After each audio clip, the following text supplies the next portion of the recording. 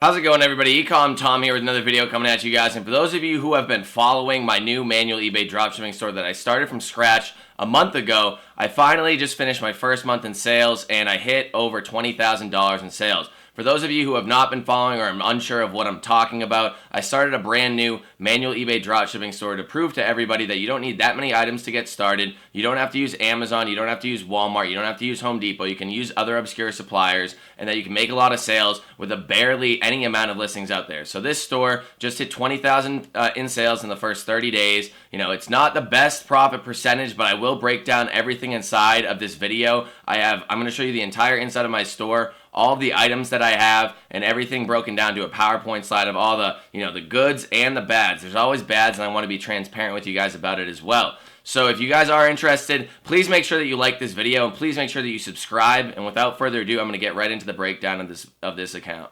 Alright, so as I promised, here we are inside of my store, and like I said, I hit over 20,000 in sales in the first 30 days. This is actually, I am recording this the next day afterwards, so I do have a screenshot inside of the PowerPoint of me hitting 20,000, but today, I'm a little bit over at 21,000, and it's only going to grow from here. So like I wanted to prove to you guys, first off, still only 126 active listings, which is right here, and I finally got some decent feedback that's hopefully going to keep growing over time. I'm rocking 8 positive feedback now, so I'm absolutely killing the game. So as you can see, literally I had not really listed very many items until the 17th. So the 17th onwards, and I explain this later on in the PowerPoint breakdown, is when I really had 126 items in the store. Right here, I only had about 50. So this is the inside of my store. This is the breakdown. As you can tell, still 100% positive feedback, only 126 active listings. And I want to bring you into my promoted listings. So here's the promoted listing impressions. And as you can tell, or clicks right now, here's the impressions. And as you can tell, over time, it's done nothing but climb. Right now, it's early in the morning, so it's less, but obviously it's going to climb over time.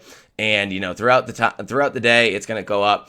And I have $283.90 in ad fees. Really not that much. I was rocking 3%, but I do plan on lowering it in the next week or so that I can get more front-end margin and, still make organic sales because my items are gaining social proof and sales velocity on them. So you can tell I have 126 items promoted, sold 65, and a little less than half of my sales have come through promoted listings to date. That number has gone down over time because these items are getting more organic social proof and they are making their own organic sales. So what everybody wants to see right here is the profit sheet. Obviously, the breakdown started from order 100. Every order starts at order 100 on a brand new store, May 10th. And here we are all the way down here at 224. These two were made today, but it is what it is. Let's just break down the profit. So as I say in my PowerPoint slide after this, I did make over $1,350 front end margin, but right here it's getting closer to $1,500 after today's sales so far. And I'm taking off the promoted listing fees, and I'm showing you guys the breakdown of how I lost some money on some of these orders. So this order right here, I break it down later. I lost $65 on. There's another one that I lost $20 on somewhere down here, and I break all that down. Not everything that in business goes well right off the bat, especially on a brand new store. There's always opportunity and chances for you to make a little bit of mistakes, but you always got to take that in stride and realize that everybody makes mistakes. Even me, eCom Tom, I make mistakes, guys. Don't worry about it. It happens. So as you can see, some of the profits are pretty damn high. Some of them are low. This one, sold for a 0.31% profit. That is not that good, but there was some mistakes that happened. Like I said, wasn't calculating the shipping cost right, so I paid too much on shipping. Some of them I'm not tax exempt. This one went to Louisiana. I'm not tax exempt in Louisiana for the supplier. This one went to Mississippi. I'm not tax exempt in Mississippi for the supplier. So that's another $11 that I missed out on that I could have had in my bank account. But like I said, just getting started and getting sales velocity and making sales is a lot better than trying to make sure everything's perfect right off the bat, because no matter what, there's going to be mistakes and things that go wrong, and I want you guys to understand that and make sure you're okay with that so that you can move forward, take it in stride, and keep going. So without further ado, I'm going to go inside of the actual PowerPoint breakdown of this video, and I really do think this is the most important part of the video coming up, so make sure to stick till the end, and I'll see you inside. We are inside of the PowerPoint that I have. That's going to be the breakdown of this store. And more importantly than the sales and the profit of this store is the all-around breakdown of just how the performance went, the goods and the bads. It's not all just about the profit. You also need to get into the mindset that there are things that can go wrong in any business. But before we get started, please make sure to subscribe to the channel if you haven't already. We're going to grow this channel to 10,000 in the next 4 months, so I need your guys' help for that. And if you do like what you're seeing, please smash the like button. It'll get it out to more people. It'll get more people into manual eBay dropshipping, the real and only way to actually do retail arbitrage in eBay dropshipping in 2019, and the only way to really succeed. So the initial breakdown of this store. First off, the first item sold on May 10th, 2019. I did have a few items listed from like May 6th to May 10th, but there was only like, I believe less than 10, and I was just doing an experiment for another YouTube video I did in the past, and I didn't really start listing items until May 10th. So there was over $1,350 profit after everything. That's after the mess ups, which I'm going to explain in the next slide. That's after the promoted listing fees. That's after every single little mistake that did happen. So yes, it's not the best. It's not a complete 10% front end. But if you do realize, first off, the one supplier I am using doesn't have a lot of cash back on the back end. Profit doesn't have any. So all I can use is my credit card for that. And secondly, there was a few mistakes that could have easily been avoided. But there's always going to be a mistake when you first start out a brand new account, and that's really what I want to drive home at the the heart of this video. So thirdly, there was only 126 items on this store the entire month, and I didn't get about all 126 listings up until around May 17th. So there was about 7 days where I had only around 55 items, and then we listed the other like 60 something other items afterwards, the next on May 17th. So from May 17th until now, which is June 10th, that's pretty much where I wrote out the 126 items. And a huge astonishing fact here is that 60% of the items that I listed within that time frame did get watchers on them. So a watcher is anybody that shows interest. It could also be somebody that is a competitor that, is watching your items to see and to come back and snipe you later. But any watcher or any sort of sales velocity on a listing is good, because it's going to end up showing more social proof on that listing, and that listing has a higher propensity to sell later on down the road. So out of the 126 items that I had, 75 of them had watchers, and only 51 of them did not. Some of them were out of stock the entire time, and it did end up being a very, very hefty amount of items had watchers, and I was very surprised by that.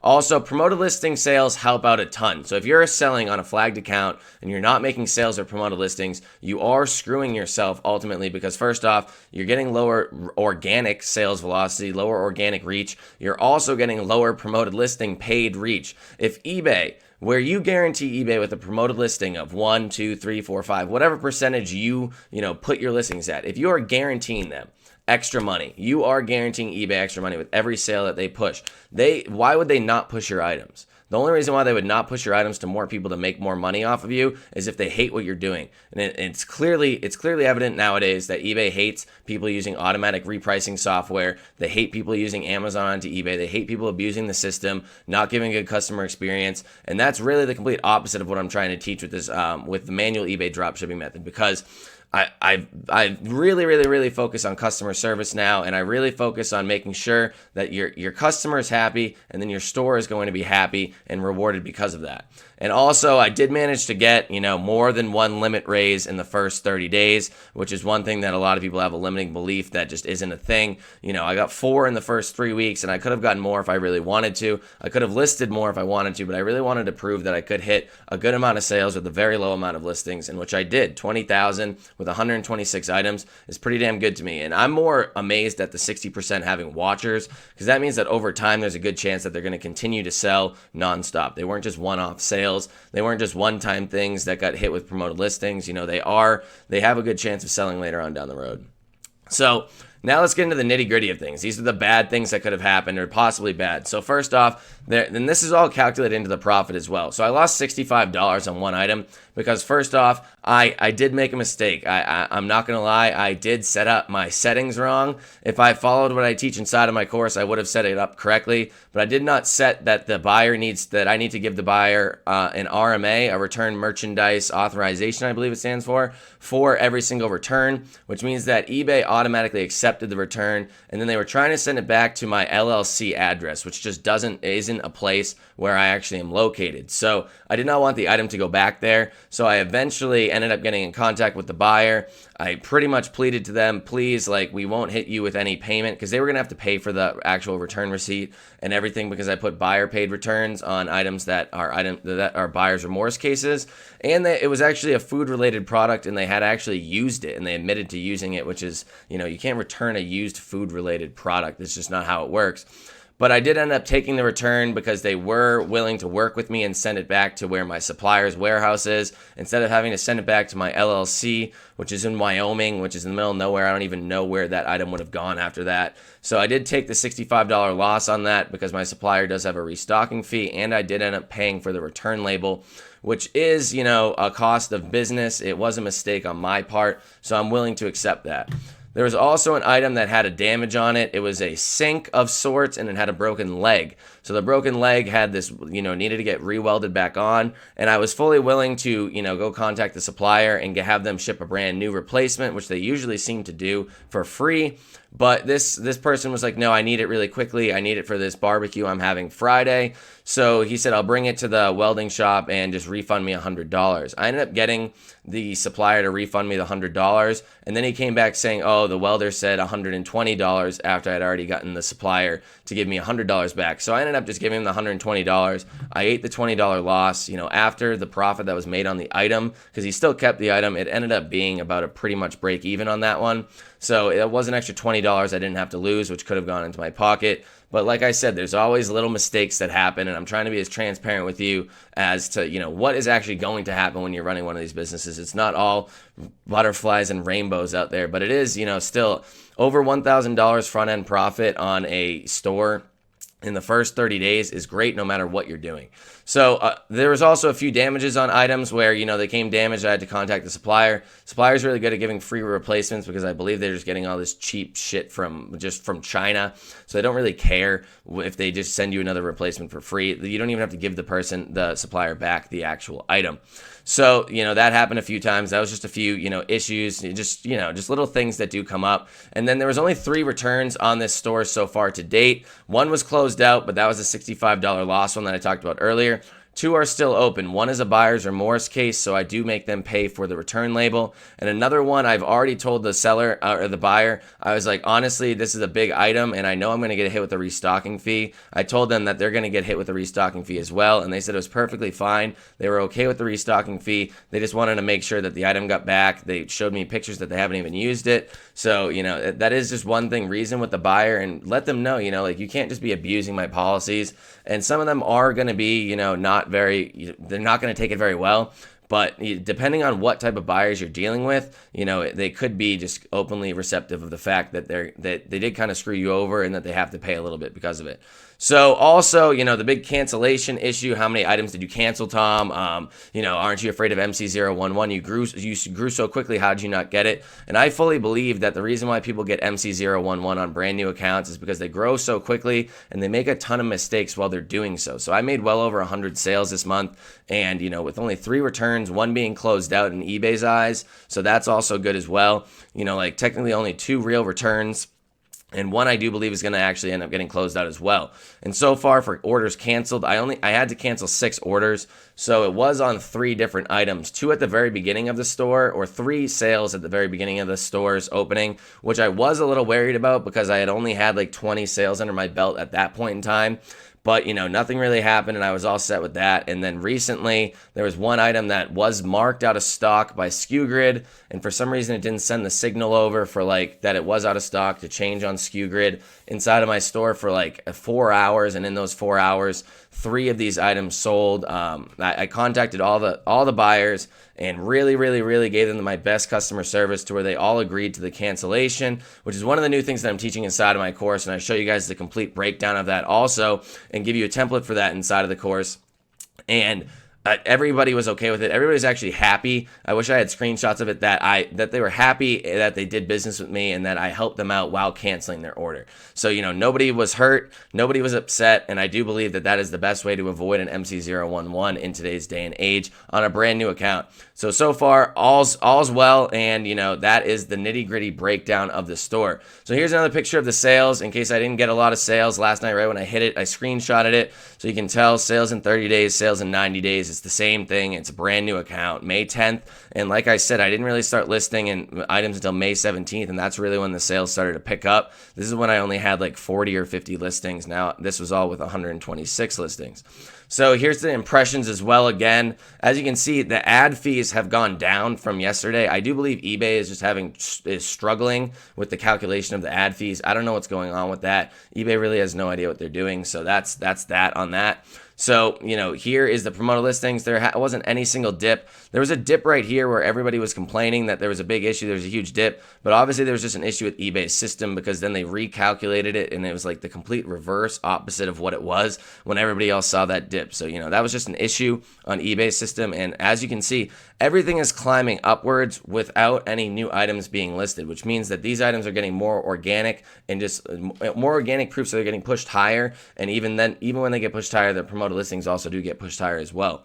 So in conclusion, like I've been saying for the past 6.5 months, manual eBay dropshipping is the only way to be going in 2019. You have to hop on this bandwagon. If not, then you are going to be left behind, and that's really not what you want to be doing if you want to be achieving financial freedom in 2019. That's just not how it works. And not even that, it's not even that manual is what this bullet point is trying to say here. As long as you use the right software, you hook up SKU Grid correctly, and you do everything correctly, it's really not that much more manual than it was in the past. Sure, you're not bulk listing all these items right away, but you can in fact still do that, and I do teach that inside of the course as well using SKU Fetch. There's a way that you can do that as well. I just don't do it because you don't need a ton of items to succeed. You don't need to bulk list every day. You don't need to be listing tons of items every day. If you can get 4 items up, 5 items up in a day for your first 30 days, then you have 150 items up. And if your items are anywhere close to mine weren't very high selling items. They were just big, high ticket items. Some of them sold for $500-$600 each. So when they sell for that, you're gonna get more profit for less sales. But with 150 items, I can guarantee you will hit a pretty good amount of sales as long as you're doing everything correctly. You want to focus on sales velocity in the beginning. That's one of the things that I try to teach nowadays is that you might as well make as many sales as possible in the beginning to try to get the social proof on your listing so that your listing sells more down the road. You can raise the margin on it and you can still make just as much money that way. So you really want to focus on that. Take a little bit under 10% in your first month or two in order to be able to reap the benefits a lot longer later on down the road. And you want to make your listings as optimized as possible. Really optimize them to the complete max, the title, the picture, the description, the item specifics, everything. You really want to go all out on your just optimizing and make sure that your item is priced appropriately compared to your competition. And last but not least, do not wait. More and more are getting started every single day at the manual eBay dropshipping method, but there are still a ton of people out there that have not switched over to this method yet. They are still trying to sell on these flagged accounts. I had a coaching call with somebody this weekend that was trying to explain to me that if he lowers his margins all the way down and still sells on his flagged account with 4,000 items on it, that he hit $19,000 in sales in the last 30 days. But his profit margin was awful. He said he was ending up going negative after all of the software costs. His store cost well over $500 a month to run, where with the manual eBay dropshipping store, if you spend over $100 a month on your store, you're doing something wrong. I can guarantee you that. It's going to be dirt cheap when you first start. It's between $25, $50, maybe $100 if you want to get all the software right off the bat per month. It's cheap to get started. It's easier to get started. And once you get a good amount of just listing selling out of like 100, 150 listings, you will be easily paying off all of your fees and be making profit in your first month or two right off the bat. So in conclusion, please post any of your questions. Please post what you want to see from me next. If you want to see more results of this store as it goes on, please let me know. I'm welcome and open to that. I'm also trying to start doing this sort of method on Amazon, and I do want to give you guys, just a sneak peek into how I'm doing that on Amazon with Amazon dropshipping as well. So if you guys are interested in that and you want to see more about Amazon dropshipping, please leave a comment below. Please don't be afraid to ask questions because you will never know the answer unless you ask the question first, and no question is a stupid question.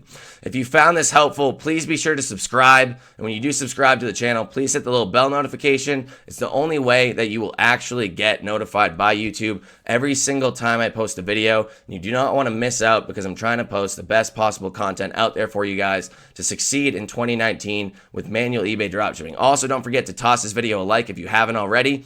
And thank you guys very much. I hope you guys like this video about the success of my store, hitting 20,000 in sales in the first 30 days. If you want to see more, please let me know. Thank you guys. Have a